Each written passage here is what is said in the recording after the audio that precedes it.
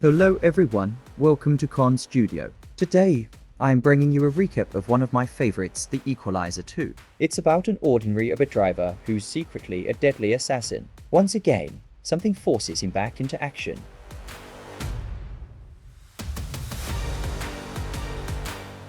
Before we dive in, don't forget to like and share to support the channel. Ready to see how intense the story gets? Let's go. The story kicks off on a moving train somewhere far from home. In Turkey, to be exact, the film surprises us by introducing the leading actor, Robert McCall, this time disguised as a local. He's chilling alone, reading a book. Then he quietly follows a man of the train. Robert asks for hot water, but struggles with the language. A man nearby helps translate and guesses he's American. Robert replies he's visited before, but this time, he's here to retrieve something. The helpful man boasts that he can find anything in Turkey, exactly what Robert needs because this man is his target. Robert coldly says he's looking for a lousy man who abused his wife and kidnapped their daughter. The guy freezes up Robert's clearly calling him out. The Turkish thug warns Robert it's dangerous to go after such a man, but Robert, like always, offers a chance to walk away before it's too late. Robert warns him to think twice, but the thug struts off arrogantly. Calmly, Robert starts the countdown, it's time to act.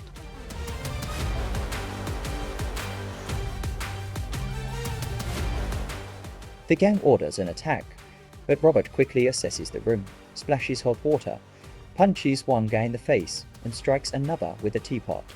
He dismantles the gang using precise, brutal moves we know so well: clean, sharp, effortless. Mission accomplished.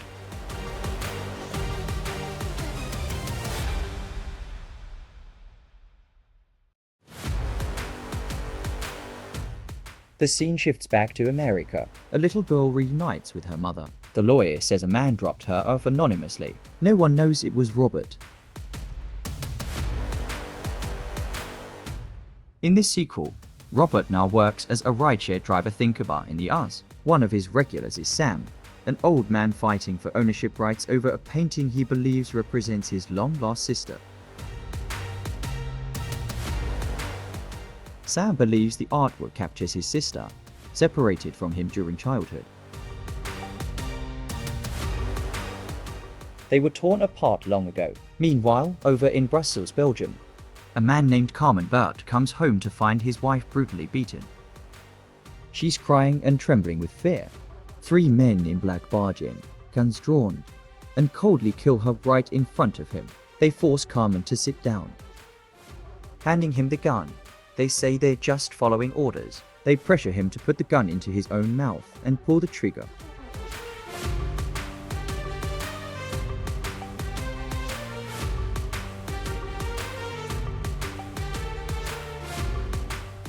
Meanwhile, Robert listens to countless stories from his passengers, some heartwarming, others heartbreaking. He truly enjoys these glimpses into people's lives. One night, a rich kid hails his ride and asks Robert to get a heavily intoxicated girl home safely. Robert notices signs that she may have been assaulted, rushes her to the hospital, then returns to confront the guys responsible.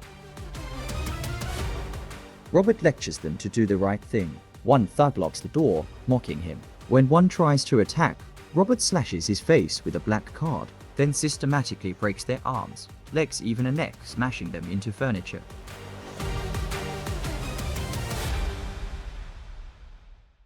He spares the guy who first hailed the car. Robert orders him to call the police and confess everything, snapping one of his fingers to make sure he remembers, and orders him to give a 5-star rating.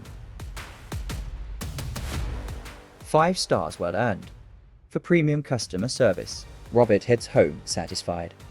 There, he meets Susan. Susan, an old friend from his past work, comes by.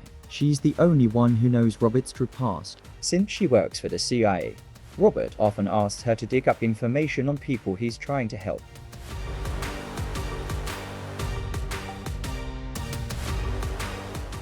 They have dinner together. Susan senses Robert still misses his late wife, Vivian. She encourages him to move back to their old house, believing Vivian would want him to find peace.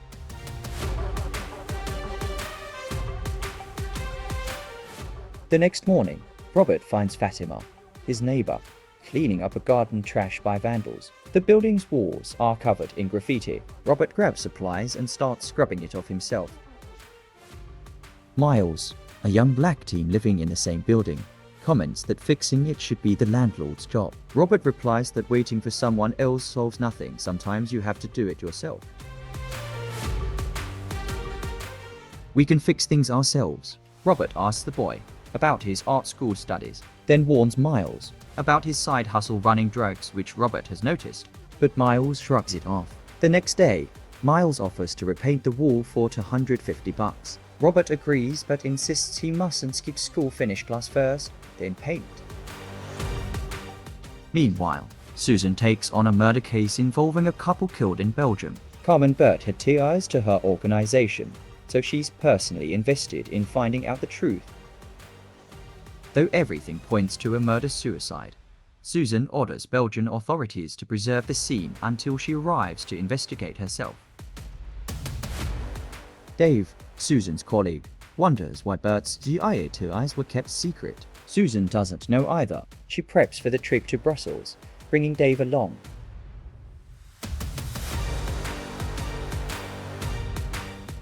Meanwhile, Robert chats with old Sam, who excitedly shares that he just found a new piece of evidence, a portrait believed to be of his long-lost sister.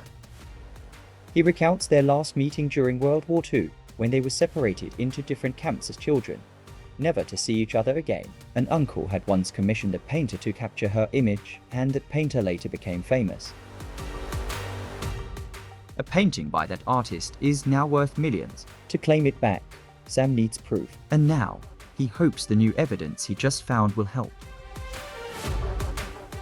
After Sam leaves, his doctor tells Robert how obsessed Sam has become with this case, but maybe it's this obsession that gives an old man something to live for.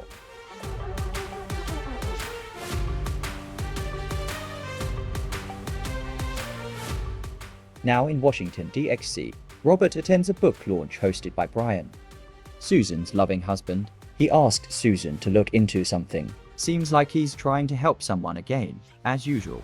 Susan agrees, as always, and tells him she's off to Brussels soon to investigate a case. Brian wishes her luck. Once Susan and Dave arrive at Carmen Burt's home, she spots some odd white powder on the dining table. She questions the local officers, ensuring no details are missed. After collecting evidence, she heads back to her hotel, ready to return to DXC. She calls Robert with updates on the info he asked for. Dave reports that Carmen Burt had no motive to take his own life.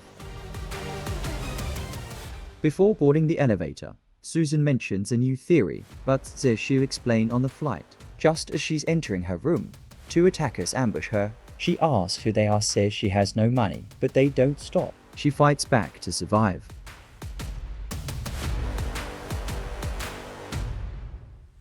But they corner her inside the bedroom. Cut back to Robert. He's outside his building, chatting with Miles, who's painting. Robert notices the teen's drawing skills, so he asks how long he's been into art. Miles says he's drawn since grade 3, then shares how his brother, a boxer, was shot during a robbery. Right then, Robert gets a call. It's Brian. Susan's dead, murdered during a robbery.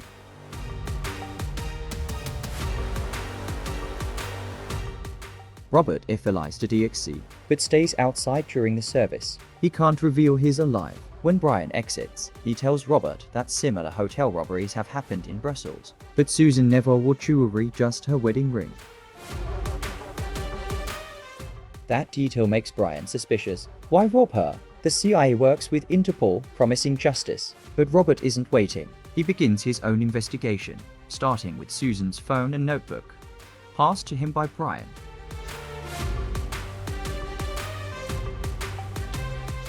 Turns out the two attackers were low-life junkies, hired by pros to stage the scene as a robbery. Now that their task is done, their boss sets a trap and blows them up.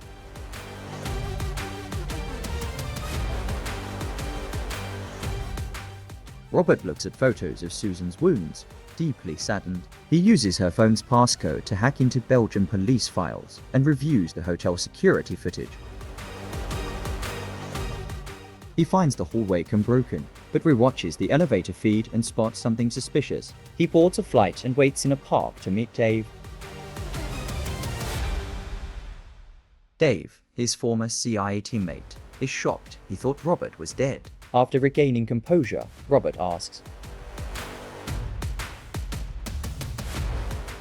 "Still in touch with the team?" Dave says it's been years. Then speaks about Susan. "She once saved my life," he says. "She pulled him back from the edge, back when he nearly gave up." Then Dave shares what he suspects about the hitman. They entered the elevator first and chose her floor, which means they knew where she was staying. Dave confirms the junkies are dead, burned in a gas blast. Then explains Susan's autopsy. She was stabbed near the third rib. A close-range kill, classic pro-assassin style. This wasn't a robbery, no way. Dave doesn't hesitate. "I'm in," he says. They shake hands, swearing to solve Susan's murder and take down the ones responsible. Later, Robert continues the case from home. He suspects Susan's murder connects to the couple killed in Belgium. He reenacts their deaths to understand the bullet trajectory.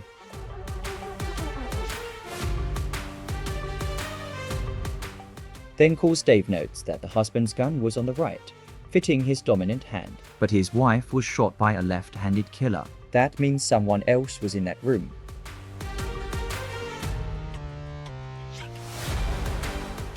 Someone staged the murder to look like suicide. Dave shares more. Powder on Kane's table came from latex gloves. And 20,000 euros were found on Susan's killers. Robert says Susan was close to identifying who was in that room. That's why she was silenced. The two cases are linked. Robert tells Dave to update him if anything new comes in. Back in the neighborhood, Robert notices Miles hasn't shown up to paint.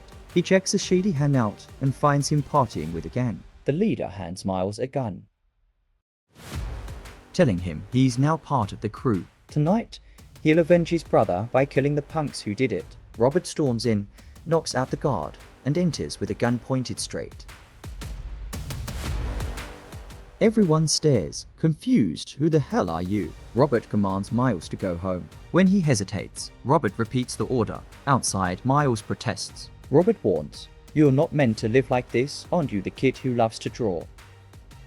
But Miles argues how much money can art really make? "It won't cover the bills," Robert replies. "If you want to make real money doing dirty work, be a killer." He hands him a gun, aims it at his own forehead, and dares him to shoot. It only takes 5 pounds of pressure to pull the trigger, but Miles can't do it. Robert says, "Hand it back, I won't hurt you." Then Robert says, "They flinched back there." "And so did I." Then suddenly points the gun at Miles. "Now, you see what mercy looks like with killers." Miles stammers, Okay. "I get it." Robert gets serious and gives him a lesson. Just steer the boy in the right path. You don't need a gun to be a man. You have a choice. You have talent. You have a shot. Don't blame society. Don't blame your parents. Don't say no one opened doors for you. You've still got life, use it. You don't know death. Not real death. So think carefully." Then Robert walks away. But Miles stops him and asks, "Why me?" Robert answers, "Come find out." Next morning, Miles shows up to see Robert. He says the wall's done, and even brings back change from the paint. Robert invites him inside, seeing some scuffs on Robert's wall. Miles offers to repaint it too, only charging $150. Robert pulls out a book and says, "Read this first, then we'll talk." That day, Robert accepts a right job taking a man to the airport, but something feels off, so he deliberately takes a wrong route. He says, "You don't fly much, huh? I've been off course for 3 minutes now." The hitman, posing as a rider, tries to stab Robert instantly. Robert yanks the wheel hard. The car swerves violently, throwing the attacker off balance. Robert elbows his face repeatedly. The knife slips out, but the man grabs it again. Robert slams the brakes, sending him forward. He pulls the man down across his lap and fires one clean shot. It's over. But this hitman gives Robert a clue, so he visits Dave at home.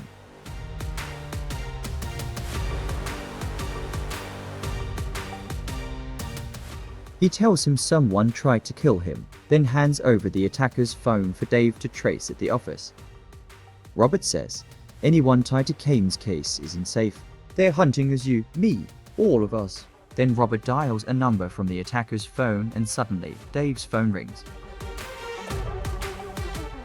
Dave freezes. He knows Robert's not just a fighter, he's a brilliant investigator. No point hiding it now. Robert likely used the killer's phone to call his boss. And it was Dave all along. Robert stares at him.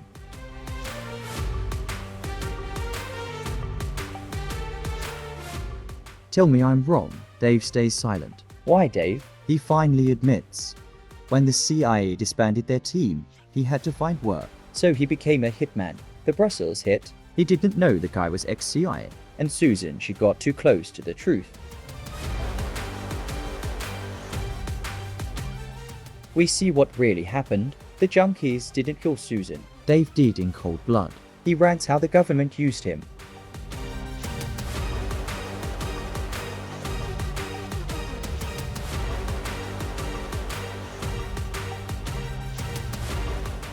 And then tossed him aside. They trained us to kill. We risked our lives. One day, a call comes. Thanks for your service. We're done with you. From elite soldier to forgotten reject. Dave goes on. We had no choice. Robert asks again. We? Then they leave the house, meeting the rest of Robert's old team. There are 3 others. Kovac, AI, and then there's Resnick. Like Dave, he's now a contract killer too. They were all waiting for Robert. He faced his old teammates and said, every action has consequences. If you're lucky, you get to make it right. But not this time. Robert declares he'll kill them all for taking Susan, then taunts Dave by asking for a ride from his wife and kids. As he holds the baby, he smirks. See you soon. Dave and the others stay quiet, worry written all over their faces. Scene cuts 2 hitmen sneak into Susan's house to kill Brian. But Robert saves him just in time and hides him in a safe house. Meanwhile, back at Robert's place, Miles shows up to finish the paint job. When done, he calls Robert and Robert hears a dog barking in the background. Robert tells Miles to check outside. The boy says it's just a pizza guy, but in truth, it's Dave and Kovac, armed and ready. Robert checks his cameras and sees them at the door. He orders Miles to hide behind the bookshelf in a secret room, turns off his phone so no light shows. Robert monitors every move through his hidden cams. When Dave gets too close to Miles' hiding spot, Robert calls him.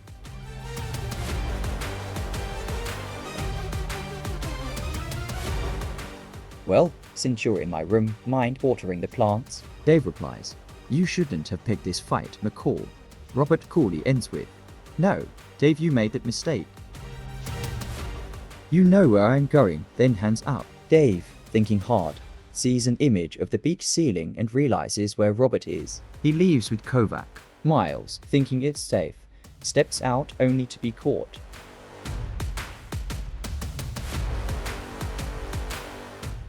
Meanwhile, Robert drives toward a coastal town, one under storm alert. People evacuate, but he arrives claiming to be a cop, needing to check for gas leaks. Dave and his team follow but get stopped by real police.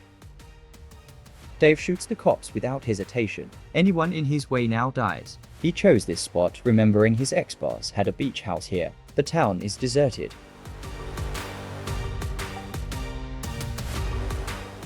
Dave chose the team. This used to be Vivian's bakery, Robert's late wife. Dave takes the high ground with a rifle, while the others Kovac, AR, and Resnick go hunting in the storm.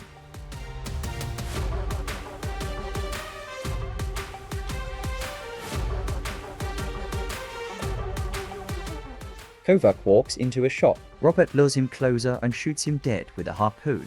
Resnick finds the body and radios Dave. Dave orders them to drive Robert toward the beach. AI keeps searching and finds dozens of photos of Susan posted on walls.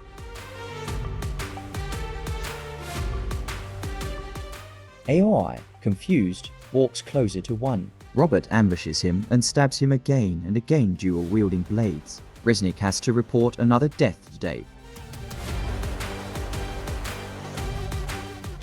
AI is dead. Pictures of Susan are everywhere. He's hunting us down. Robert sees Dave up in the tower. He enters the bakery, slashes flour bags covering the floor. When Resnick shows up, Robert knows he can't outmuscle him.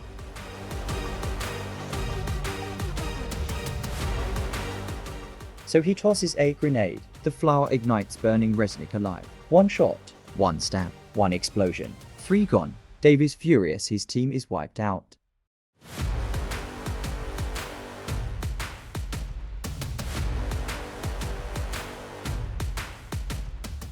Robert shoots up at the tower, the final showdown. He knows where Dave is. Robert radios him. "It's just as now," Dave replies. "You taught me to adapt, always have a backup plan," and he reveals his trump card.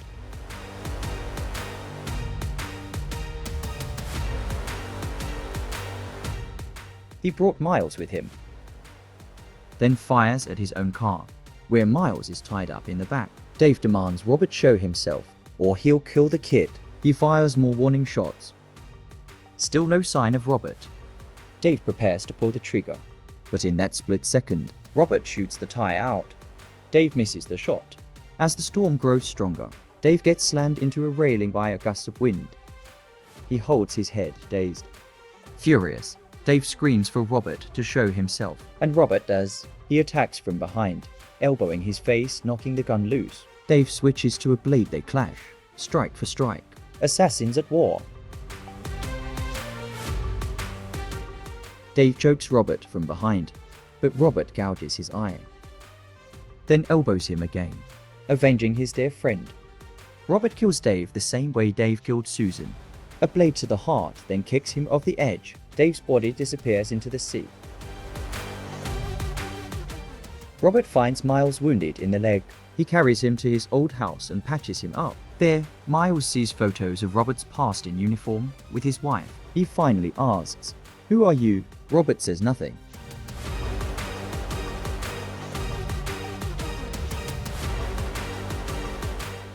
A few days later, Miles is sketching on a bus. A girl sitting nearby asks, "What are you drawing?" He tells her, "A superhero, one who sees the future, has a magic key, a secret room, but lives like a normal man, drives for Uber." Of course, that hero is Robert. Meanwhile, Fatima, Robert's neighbor, returns to find the wall beautifully repainted vibrant again.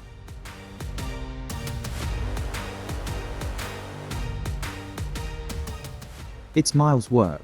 He even included her in the mural. Another wall reads, "I leave the best of me to you." As for Sam, he's finally reunited with Magda, the sister he searched for. And of course, it was Robert who found her.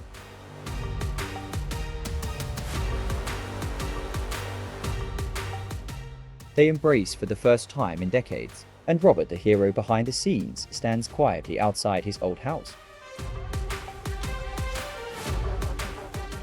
Once abandoned after his wife's death, he's now come home. Watching the peaceful sea, he finally faces the truth, and that's where this story ends.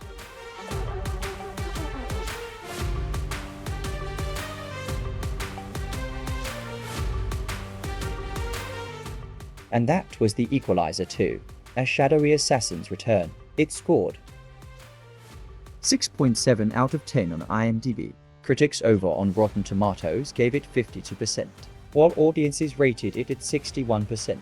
If you like this genre, drop a 1. You can watch the full movie on Apple TV.